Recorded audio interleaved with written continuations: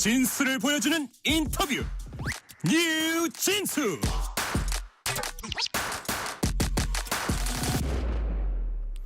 추석 연휴가 끝난 뒤 야권은 싸늘한 민심을 확인했다면서 정부 여당에 대한 공세 고삐를 바짝 당겼습니다. 앞서 지난 11일 민주당을 주축으로 한 야4당 의원 12명이 탄핵준비의원연대를 공식 제안하고 나섰습니다. 탄핵준비연대를 공식 제안한 민주당 박수현 의원과 함께 자세한 얘기 나눠보겠습니다. 여러 가지 정치 현안에 대해서도 살펴봅니다. 박수현 의원님 어서 오세요. 네, 안녕하십니까. 명절 잘 보내셨습니까? 아이고 예, 덕분에 잘 보냈습니다. 네. 나와주셔서 감사하고요. 네. 자, 일단 이재명 대표 그 공판이 예. 가장 이제 최근 큰 뉴스니까 그거부터 잠깐 다뤄보고 갈게요. 자, 오늘 이재명 대표 공직선거법 위반 혐의 사건 결심 공판이 있었습니다. 오늘 검찰이 징역 2년을 구형했습니다. 피고인 신분과 정치적 상황에 따라 공직선거법 적용 잣대가 달라지면 민주주의 실천을 위한다는 공직선거법 취지가 물거품된다며 이제 검찰의 주장입니다. 선거 공정성과 민주주의 헌법 가치를 지키기 위해서 거짓말로 유권자를 선택적으로 왜곡하는 상황에 대해 엄정히 처벌해야 한다. 이렇게 이제 검찰이 구형하면서 밝힌 내용입니다. 이런 부분 검찰의 2년 구형, 그다음 검찰의 주장 어떻게 판단하십니까? 검찰 스스로 부끄럽지 않을까요? 지금 기소한 지 2년 만에 이제 구형을 한 것인데요. 네. 그동안에 왜 2년 동안 그렇게 끌었을까를 보면 사실 검찰도 자기가 스스로 논리 모순에 빠지는 걸 느꼈을 거라고 생각합니다. 예를 들어 이렇게 한번 보시죠. 윤석열 대통령께서도 지난 대통령 선거 때 김건희 여사의 도이치모터스 주가 조작과 관련해서 네. 단 1원도 이득을 본 적이 없다. 손해만 봤다. 그리고 손을 뗐다. 이렇게 말씀하셨는데 그 뒤에 밝혀진 사실은 23억 원의 이익을 장모와 함께 본 사실이 드러났고요. 그리고 그 통장 계좌들이 이용한 것이 속속 드러나고 있지 않아요? 자, 그렇게 본다면 검찰이 이재명 대표에게 이렇게 가혹한 잣대를 대놓고 그러면 윤석열 대통령과 김건희 여사에게는 어떤 잣대를 대려고 그러죠? 정말 겁이 없는 거 아닙니까? 어쨌든 그런 걸 떠나서 정말 이재명 대표에게 공직선거법 위반이라고 적용이 된 그 혐의들을 보면 김문기 도시개발 1처장을 잘 모른다라고 했다는 건 아닙니까? 그것이 제1야당 대표 경기도지사를 지냈고 대통령 후보를 지냈던 이재명 후보에게 2년 만에 대표에게 2년 만에 징역 2년을 구형할 일일까요? 국민이 그렇게 생각하실까요? 다른 건 모르겠습니다. 그러나 이것은 너무 가혹하고 무리한 기소에 따른 예정된 구형량인데 그러나 앞으로 법원의 판단은 그렇지 않을 거다. 그리고 지난 공판 과정에서 어떤 검찰이 무리하게 기소하고 있다라고 하는 새로운 사실들이 속속 드러났기 때문에 이건 검찰의 희망사항이지 법원의 판단은 다를 것이다. 이렇게 생각합니다. 공판에 출석하면서 이재명 대표가 작심하고 발언을 했습니다. 검찰이 권력을 남용해서 증거와 사건을 조작했다. 그렇지만 다 사필 규정할 것이다. 모든 일이 역사에 남고 국민들이 판단할 것이다. 법원이 제대로 판단하고 정의롭게 결정할 것이다. 이런 발언을 한 배경이 뭘까요? 그러니까 이제 제가 이재명 대표에게 네. 뭐 전에 개인적으로 보낸 문자에 이런 걸 보낸 적이 있어요. 대표님 힘내셔라. 김대중 대통령께서는 사형 선고를 받으시고도 결국 대통령이 되셨다. 결과적으로 사필 규정 아니겠습니까? 정의와 진실이라고 하는 것은 언젠가는 반드시 드러나게 돼 있고 지금 검찰이 무리한 기소 그다음에 선택적 기소는 본인들이 하는 것이죠. 그런 일들에 의해서 지금 마치 징역 2년형에 해당하는 엄청난 잘못을 한 것 같지만 결과적으로 이재명 대표 말대로 정의와 진실은 사필 규정할 것이다. 아까 제가 말씀드린 법원의 판단을 좀 지켜보시죠. 예. 네. 한 가지 질문만 더 드리면 이제 여권은 이런 시각도 있는 것 같아요. 오늘 그 작심하고 발언한 이재명 대표 이런 뭐 역사가 볼 것이다. 뭐 검찰이 증거와 사건을 조작했다. 법원은 제대로 정의롭게 결정할 것이다. 사필 규정이다. 이런 것들이 여권의 시각에서 보면 어떤 판결이 나와도 불복할 준비가 돼 있다. 뭐 이런 시각도 있어요. 이런 부분은 어떻게 보십니까? 결론을 가정해서 말씀드릴 수는 없고요. 네. 뭐 재판부의 현명한 판단을 기다리고 있고 다만 이번 그 당대표 전당대회에서 볼 때 놀랍게도 이재명 대표가 민주당 계열의 정당에서 이 연임을 한 것은 또 최초라고 하는 거 아닙니까? 네. 많은 비판도 있었지만 일극 체제라는 비판도 있었지만 그러나 결과적으로 마지막에 국민 여론조사가 30% 반영이 되는데 당원만이 그런 것이 아니라 국민의 여론조사도 당원과 비슷하게 나왔어요. 그것은 뭐냐면 이재명 대표에게 흠결이 있어도 지금 이 정도 윤석열 정권에서 하는 이 정도를 가지고는 도저히 봐줄 수가 없겠다. 이재명 대표 무리하더라도 당대표에서 반드시 민주주의를 회복하고 윤석열 정부가 가는 길을 국정 운영 방향을 바로 잡아라라고 하는 국민의 의사가 공히 반영되고 있다는 것을 저는 사필 규정으로 가는 그런 어떤 큰 근거로 저는 보고 있습니다. 예. 네. 자, 추석 연휴가 끝나자마자 민주당 포함한 야권이 정부 여당을 향해서 공세 수위 높였습니다. 김민석 민주당 최고위원 뭐라 그랬냐면 국민 분노가 임계점에 달해서 심리적 정권 교체가 시작된 초입 국면이다. 이렇게 말을 했습니다. 의원님, 심리적 정권 교체가 시작됐다. 동의하십니까? 당연히 동의하는데요. 김민석 수석 최고위원이 굉장히 말씀을 조심해서 정제해서 한 것 같은데 세게 한 거 아니에요? 아닙니다. 예. 심리적 정권 교체요? 그게 네. 아니라 이미 심리적 탄핵 상태에 돌입했다 이렇게 표현을 해야 맞다고 생각하고요. 네, 통상 이런 때 보면 추석 민심이 어땠습니까? 정치인들에 묻지 않습니까? 네.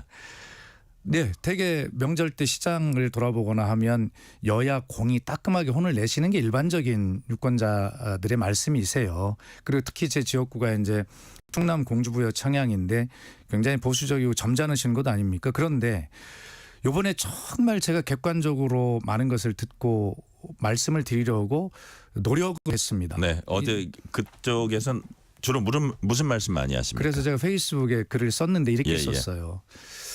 추석 민심 진짜 이런 말씀들을 많이 하셔요. 윤석열 대통령이라고 이름까지 다 부르시지 않지만 박 의원 제발 좀 윤 좀 어떻게 해봐. 이게 그렇게 가장 말씀을 점잖게 하시고 의중을 표현하시기를 신중하게 하신 충청도의 어른들까지 그렇게 말씀을 하시는 거예요. 그만큼 민생이 힘들고 하다는 것인데 아마 제 정치 인생 23년 중에 이렇게 단호하고 단순하게 말씀하시는 민심은 처음 봤어요. 그렇기 때문에 김민석 수석 최고가 심리적 정권 교체의 초입 단계 이렇게 표현했지만 또 뭐 사회자님 아시다시피 제가 말을 그렇게 세게 하는 사람이 아니지 않습니까? 네. 근데 있는 그대로 민심을 전달하면 민심은 이미 심리적 탄핵 상태에 들어가 있다. 그것이 숫자로 나타나고 있지 않습니까? 이런 말씀을 좀 이렇게 단호하게 드리는 것은 네. 여당과 또 대통령실이 저같이 예를 들어서 말을 강하게 하지 않는 사람도 이 정도면 어느 정도인가를 잘 알아들어서 정말 이 윤석열 정부를 잘 성공시켜서 국가와 국민을 위하는 길로 갔으면 좋겠다라고 하는 진심의 충정입니다. 네. 자, 어떻게 좀 해봐 말씀을 하셨는데 그걸로 이제 다 포함을 한다고 하셨는데 그렇습니다. 네. 조금 더 구체적으로는 어떤 뭐 먹고 살기 힘들다 물가 뭐 이런 얘기도 합니까?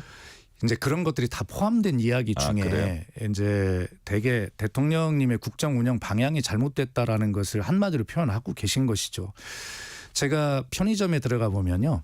재래시장 물가 이런 건 말할 것도 없고 편의점 같은 데가 대체로 매출액에 크게 그렇게 경기에 변동을 안 타는 곳인데 네. 전년도 전전년도에 반반 막 계속 4분의 1 토막이 나고 있는 거죠. 그만큼 힘든 것인데 그래서 그것을 다 포함하는 표현으로 윤 좀 어떻게 해봐. 근데 그 얘기는 탄핵해라 그런 얘기는 아니실 거예요. 좀 대통령 좀 어떻게 정신 차려서 좀 민생을 잘 하는 방향으로 지난 강서구청장 재보궐선거 때 끝나고 국민의 말씀은 다 옳다 바꾸겠다. 그리고 총선 때도 그렇게 말씀하셨고 근데 전혀 변화가 없으신 거잖아요. 그런 측면에서 국민들이 정말 바보가 아니시지 않습니까? 왜 야당에게 발목이 잡혀서 국정이 어렵다고 그렇게 말씀하시면 그러면 지금 여론조사 수치상으로 나오는 구체적으로 수치를 말씀드리진 않겠습니다만 그런 숫자를 보여주는 국민은 그러면 잘못된 겁니까?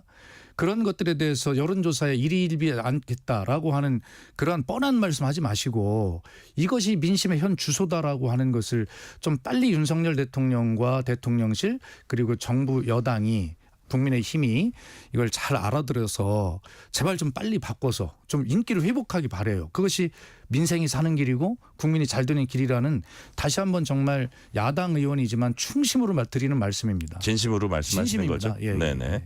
자, 우리 박수현 의원님 진심이 제가 좀 느껴지고요. 네. 자, 다음 질문으로 가볼게요. 민주당은 추석 연휴 동안 아까는 이제 민생 먹고 살기입니다. 이런 부분 그 어떤 그 대통령이 국정 기조 말씀하셨는데 민주당은 추석 연휴 기간 동안 김건희 여사 이제 추석 공개 행보 비판했습니다. 추석을 전후로 한 그런 어떤 행보일 거예요. 네. 의원님 이제 국민 소통수석 역임하셨습니다. 뭐 그렇습니다. 대변인도 역임하셨고 뭐 의원도 당연히 역임하셨고 왔는데 이번 그 국민 소통수석을 역임한 분으로서 김건희 여사의 최근 행보 어떻게 평가하십니까?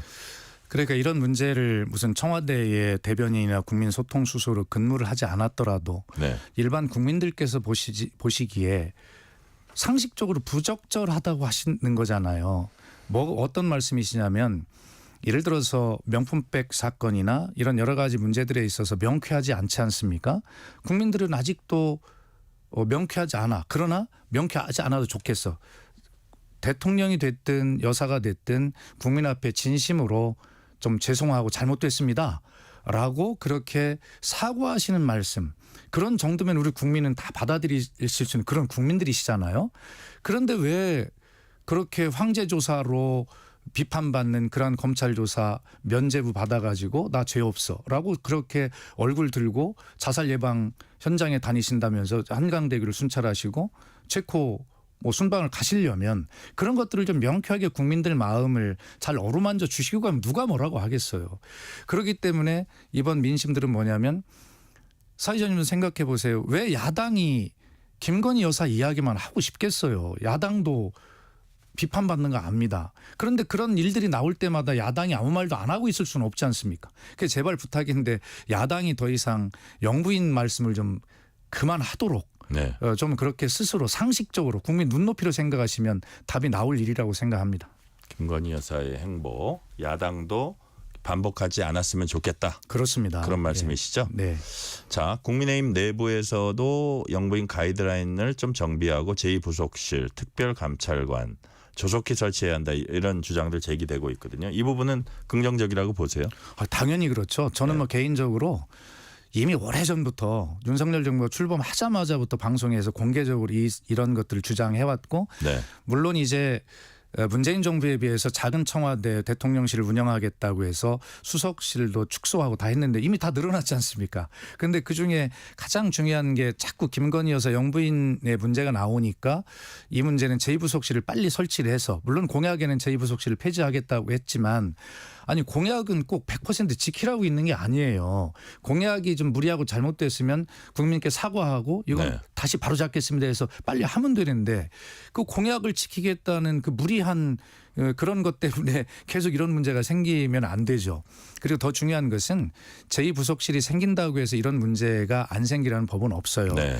다만 영부인께서 대통령께서 인식을 빨리 바꾸는 것이 중요하고 거기에 제2부속실이라고 하는 어떤 전문적 도움을 받으시면 훨씬 더 지금보다는 안정적인 대통령실이 되지 않겠나라고 하는 것이고 그 공약은 꼭 어기시고 하여튼 제2부속실 빨리 설치하시고 본인들 스스로 변하셔서 전문적 도움을 받으셔서 아주 좋은 행보하시면 될 것 같습니다. 네, 지금 저희는 민주당 박수현 의원과 얘기 나누고 있습니다. 아까 이제 사과 말씀을 하셨는데 뭐 네. 대통령 부인이 됐건 대통령이 됐건 사과하고 뭐 그러면 훨씬 더 좋지 않느냐 하셨는데 어쨌든 지금 수사하고는 또 별개긴 하죠. 그렇지만 사과를 하면 훨씬 더 이렇게 국민들 마음이나 이런 데 도움이 되고 이거를 나중에 풀어나가는 데 도움이 될 것이다. 그럼요. 지금 수사 결과에 대해서 국민들이 면죄부 수사라고 생각하시는 국민들이 훨씬 많은 것 같아요. 제가 네. 볼 때는. 그런데 만약에 그렇다 하더라도 진심으로 국민께 사과를 드리면 그렇게 좀 부족해 보이는 수사 결과고 마음에 들지 않은 수사 결과지만 그것까지도 국민은 받아주실 그런 준비가 돼 있으시다고 생각해요. 사과가 그만큼 중요하다. 중요하죠. 우리 예. 국민이 얼마나 착하신 국민들입니까? 그래서 그런 부분들을 간과하지 마셔라라고 하는 다시 말씀드리는 충심의 충언입니다. 예. 네. 자, 의정 갈등이 장기화되고 있습니다. 의료 공백도 장기화되고 있고요. 그래서 사실 이번 추석 연휴가 상당히 걱정하시는 분들 많아서 정부에서도 이제 나름 이런저런 대책을 마련해 가지고 일단은 넘겼습니다. 단순히 이번 추석 연휴에 어떤 정부의 뭐 대책이라 그럴까요? 요런 부분은 어떻게 평가하십니까? 정부의 대책이라는 게 뭐가 있었습니까? 가서 경증인 분은 더 중증인 분에게 응급실을 양보해 주십시오라고 한 것밖에 더 있습니까? 그리고 생각만큼 큰 사고 대란은 일어나지 않았다라고 그렇게 안도하는 분위기지만 그러면서 붙인 이야기가 뭐냐면 전에 비해서 경증 환자들 한 30% 정도가 응급실을 찾지 않은 덕이다 이렇게 이야기를 했어요. 정부가 무엇을 했습니까? 국민이 알아서 판단해서 응급실을 안 가셨다고 대통령실도 인정하고 있지 않습니까? 어쨌든 좀 더 책임감이 있었으면 좋겠어요. 그리고 저 같은 국회의원들도 국회의원인데도 정말 이번 추석 때 아프면 안 되지? 국회의원인데 제가 만약 응급실을 갔는데 그 의료진을 당황하게 할 수는 없잖아요. 다른 국민 일반 시민들이 와 계신데 국회의원이라고 저를 먼저 봐주면 얼마나 큰 논란이 되겠어요. 네. 그런 논란 만들지 말아야죠. 저 같은 국회의원도 그런 걱정을 하는데 일반 국민은 오죽 하겠어요. 이 그렇죠. 모든 것이 정말 정부 여당은 무한 책임을 지는 것이거든요. 그래서 변명하지 마시고 정말 책임 있게 또 야당도 이 문제에 대해서는 협조하고 있지 않습니까? 그래서 함께 좀 손을 붙잡고 책임 있게 풀어보자 이렇게 말씀드립니다. 자, 추석 연휴 기간에도 국민의힘 한동훈 대표는 의료계에 접촉했다고 하고요. 예. 이재명 민주당 대표도 종교계에 중재를 당부하기도 하고 이제 여야가 분주히 움직이고 있는데 지금 과연 지금 가장 이제 의료단체 뭐 16개 중에 가장 핵심이 되는 게 의협이나 전공의협의회 뭐 이런 걸 거예요. 이 문제에 있어서는. 근데 이분들을 당장 테이블에 못 앉히고 있어요. 그래서 그런 부분이 일부에서는 다른 의료단체라도 만약에 참여를 하면 개문발차라도 해야 된다. 그래야 뭐 하다못해 간호사 협회도 참석시키고 다 해가지고 좀 그래야지 의료계에서도 그럼 우리도 참여할까 압박이 된다. 뭐 이런 얘기하는 분들도 있어요. 개문발차라도 빨리 해가지고 이거를 어쨌든 테이블에 앉는 모든 방안을 강구해야 된다. 이런 부분은 어떻게 보세요? 저는 대단히 국민께 죄송한 말씀이지만 개인적으로는 반대입니다. 네. 왜 그러냐면 기본적으로 이 문제는 여야의 정협의체에서 가장 중요한 것은 의인데요. 네. 왜 이렇게 안 될까라고 하는 것은 이미 신뢰가 깨져 있고 그 의료계에서 이야기하는 핵심을 정치권이 지금 알아듣지 못하고 있기 때문에 그렇습니다.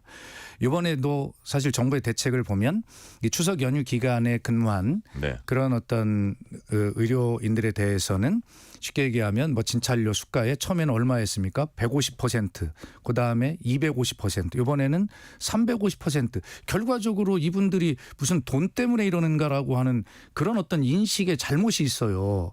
얼마나 자존심이 상하겠습니까?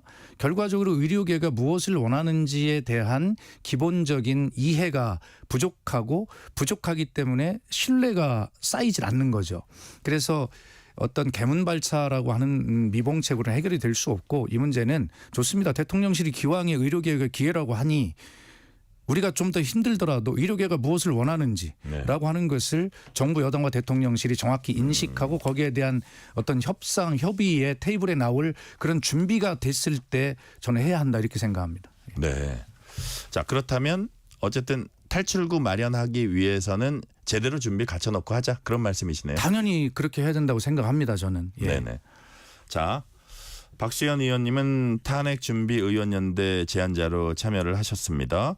처음 제안은 이 가운데 누가 하셨고 12명의 의원님들이 어떻게 이렇게 12명으로 이렇게 모이게 됐습니까?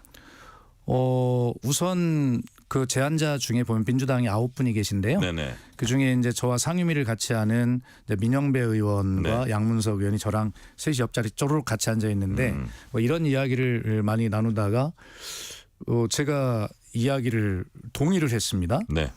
어떤 동의냐면 우선 저는 사회자님 정치권에서 네. 굉장히 뭐 신중하기로 또 아니면 뭐 그렇게 뭐 과격하지 않기로 이미지는 뭐 그렇게 돼 있지 않습니까? 그런데 제가 이런 생각입니다. 저는 네. 우선 아까도 말씀드렸지만 강서구청장 재보궐선거 총선 이후에도 전혀 변할 생각이 없는 윤석열 정부의 국정 운영 방향의 전환에 대한 마지막 경고를 해야 한다. 아주 충격적으로 해야 한다. 그것은 네. 박수현 같은 사람이 포함된 정치권에서의 지금 정치권에서는 탄핵 이야기를 좀 꺼내기가 굉장히 부담스러운 이야기 아니겠어요? 특히 민주당 입장에서는. 네네. 그럼에도 불구하고 박수현 같은 민주당 의원이 이 문제를 꺼낸다 하면 이건 심각한 문제구나라고 하는 것을 저는 그 최후의 통첩, 최후의 경고로 대통령실이 알아주기를 바랬습니다. 그다음에 두 번째는 국정농단 때 정치권은 아무 일을 하지 않았고 결과적으로 국민이 그 추운 찬겨울에 아스팔트 위에서 촛불을 들고 탄핵을 이루었잖아요. 정치권은 빚을 졌습니다. 이번에 만약 탄핵할 일이 있다면 국민들을 다시 이 추운 겨울에 아스팔트로 나오시게 할 수가 없어요. 국민에 대한 도리는 아니다. 예, 그래서 네. 이번에는 탄핵의 요소가 있다면 헌법과 법률을 위반한 거니까 아직 그런 것들을 우리가 확신할 수 없지만 네. 이번에는 정치권에서 국민을 광장으로 나오시게 하는 아니라 있다면 정치권에서 제도적 법률적 탄핵을 준비하는 것이 국민에 대한 도리다. 그래서 준비 모임입니다. 지금 당장 탄핵을 현실화하자는 것은 아니죠. 그래서 그런 어떤 이유 때문에 저는 찬성을 했고 명단도 처음에는 비공개로 하자는 의견이 있었습니다. 저는 명단도 공개해야 한다고 생각을 했어요. 하여튼 뭐 그런 이 역시도 국민에 대한 충정입니다. 네. 자, 이제 의원님 얘기 들어보니까 국민들을 뭐 이렇게 막 그 찬바람 쐬우면서 이렇게 또 광장에 나오기 전에 의원들이 먼저 이제 준비한다 이런 그 취지시고 또 최후 통첩이고 최후 경고다 이런 말씀을 하셨는데 근데 지금 말씀하신 대로 또 지금 당장 헌법상 법률상 아주 그 탄핵을 할 만한 심각한 어떤 구체적인 사안이 뭐 드러났다거나 그런 단계는 아닌데 미리 이제 준비하신다는 건데 본래 탄핵이라는 게 드러난 다음에 준비하는 거지 준비하고 있다가 그게 발견이 되면 한다는 게 약간 앞뒤가 바뀌었다는 이런 또 지적도 있어요. 그런데 사회자님 맞습니다. 그럴 수도 있는데요. 저희들 정치를 오래 해본 사람인데 네. 그리고 저는 청와대에서 오래 근무를 해본 사람이잖아요. 네. 이 정치라고 하는 것이 좀 방송에서 어떨지 모르겠습니다만 표현이 교도소의 담장 위를 걸어가고 있는 행위라고 하잖아요. 그만큼 정말 민감한 문제입니다. 직권 남용이라든지 권력의 남용, 뭐 불법과 합법의 차이가 그렇게 아주 민감한 것이거든요. 그런데 저희가 볼 때는 솔직하게 말씀드려서 불법적 요소가 너무 많습니다. 그러나 그것을 법률적으로 어떻게 현실화할 것인가 하는 문제는 또 별도의 문제이기 때문에 네. 사실은 어떤 불법적 요소에 대한 확신을 가지고 있으나 그러나 그것이 법과 제도에 의해서 현실화되도록 하여튼 준비는 해야 되겠다라고 하는 것 사례들을 모아내고 뭐 그런 것이지 지금 현재 아무것도 없는데 우리가 그냥 뭐 그렇게 한번 해볼까라고 하는 그런 것이 아닙니다. 예. 자, 청취자님이 이렇게 들으셨나 봐요. 이런 질문을 하시네요. 4808님이 말씀 듣다 보니 국회의원은 응급실도 우선 치료 대상인 것처럼 들리는데 네. 사실인가요? 아유, 그건 잘못 들으셨죠. 그렇죠? 그건 아니죠. 네. 네. 약간 오해하신 것 같고요. 네. 자, 마지막 질문 하나 드릴게요. 문재인 정부 초대 대통령 비서실장 지낸 임종석 전 실장이 어제 이제 9.19 6주년 기념식 기조연설에서 통일하지 맙시다. 두 국가 현실 수용하자. 평생을 통일을 과업으로 해서 이렇게 사실 어떻게 보면 살아온 걸로 알려진 임 전 실장이 왜 이런 입장을 보였을까요? 아니 그러니까 임 전 실장이 통일을 하지 말자 네. 뭐 그런 거겠습니까? 그런 것이 아니라 네. 여러 번 그 어제의 기조연설에서 강조를 했습니다만 현 시점에서 통일 논의는 비현실적이라는 것입니다. 자 보십시오. 윤석열 정부의 지금 어떤 대북 어떤 노선이나 흐름이라고 하는 것은 지금 굉장히 강한 입장을 가지고 있지 않아요? 그리고 북한 역시도 실제로 그 이번에 연초에 진행한 노동당 전원회의 최고 인민회의를 통해서 공식적으로 남북 관계를 적대적인 두 국가 관계로 규정해버렸어요. 이미 남쪽을 주적으로 규정했습니다. 네. 그리고 대남 사업 기구들을 정리하는 수순에 들어가 있죠. 조국 통일 3대 원칙을 이미 폐지해버렸어요. 조국 통일 3대 헌장 기념탑을 철거해버리고 남북 맺은 모든 합의들을 사실상 무효화해버렸어요. 선언해버렸어요. 북한의 상황이 볼 때 통일 논의를 하기에는 너무나 심각한 거죠. 우리 대한민국은 어떻습니까? 우리도 마찬가지예요. 그러니까 지금 삐라가 오고 가고 오물 풍선이 오고 가고 뭐 이런 상황이 되지 근데 않아요? 상황이 그렇다고 통일 논의를 하지 말자, 뭐 두 국가 인정하자 이런 식으로 선제적으로 할 필요가 있냐 이거죠. 아니요. 그런 임종석 비서실장의 뜻도 거기에 담겨 있는 것이 아니라 네. 이렇게 남북 양국이 어떤 정말 한민족 또 통일을 지향하는 그러한 어떤 가치로 함께 나아가는 노력을 하기에는 이 양쪽의 상황이 너무나 절망적이다. 그러므로 오히려 여기에서 통일을 이야기하는 것이 정말 이게 맞느냐라고 하는 오히려 평화에 대한 더 갈증스러운 그런 표현을 네. 저는 그렇게 반호법적으로 역설적으로 했다 이렇게 생각합니다. 아, 그렇게 해석을 하시는군요. 네네. 자, 말씀은 지금까지 여기까지 듣겠습니다. 지금까지 민주당 박수현 의원이었습니다. 말씀 감사합니다. 정말 감사합니다. 네. 실시간 교통정보 알아보겠습니다. 교통정보센터 서울